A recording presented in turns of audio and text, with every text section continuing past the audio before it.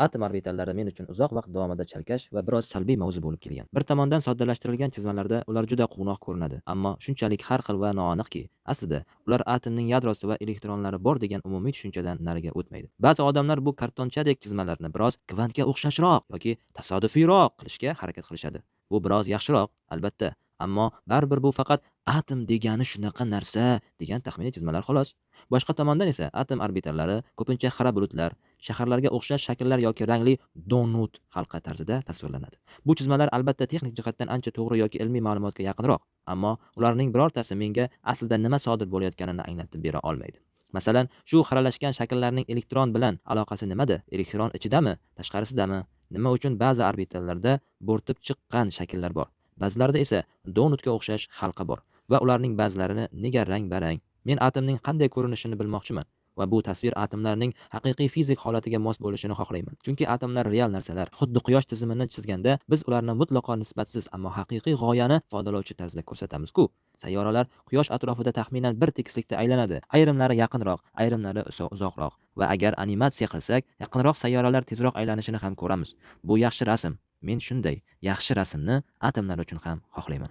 Bu tasvirlardan bir nechta narsalar ko'rinishini xohlayman. Ba'zilari fizika nuqtai nazaridan muhim, ba'zilari esa shunchaki menda paydo bo'ladigan savollar. Masalan, elektron qayerda? U qanchalik tez harakatlanadi? Qancha energiyaga ega?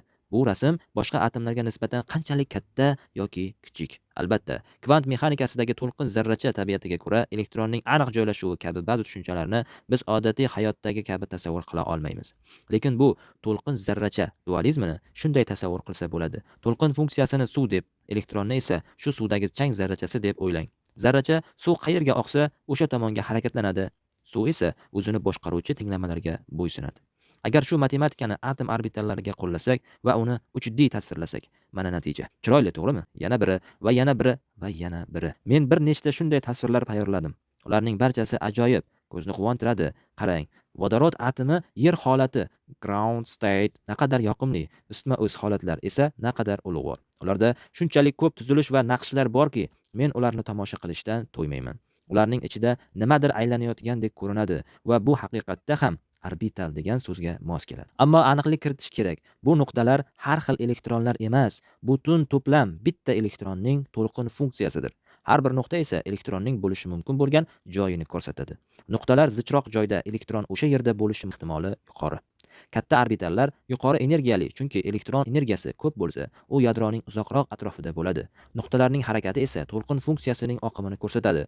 Bu elektronning burchak momenti bilan ham bog'liq, lekin ular elektronning aniq yo'llari emas. Agar siz Bohm nazariyasiga ishonsangiz, u holda ular elektron yo'llari bo'ladi. Buni fizika faylasuflariga qoldiraylik. Asosiy fikr shuki, bu 3D tasvirlar elektron to'lqin funksiyasining haqiqiy matematik shaklini bizning miyamizga tushunarli tilda, ya'ni narsa, yorug'lik, soya va harakat orqali ko'rsatadi. Bu yerda nimadir haqiqatdan aylanmoqda va ular juda chiroyli. Umid qilamanki, sizga ham men kabi yoqadi. Yana bir so'nggi narsa. Men bularni chizish oson emasligini juda yaxshi bilaman. Shuning uchun kimdir soddaroq, ammo fizikaga yaqinroq multfilmcha atom rasmi istasa, mana mening taklifim. Davriy jadvalning P bloki orbitallari asosida 3 ta yo'nalish bor.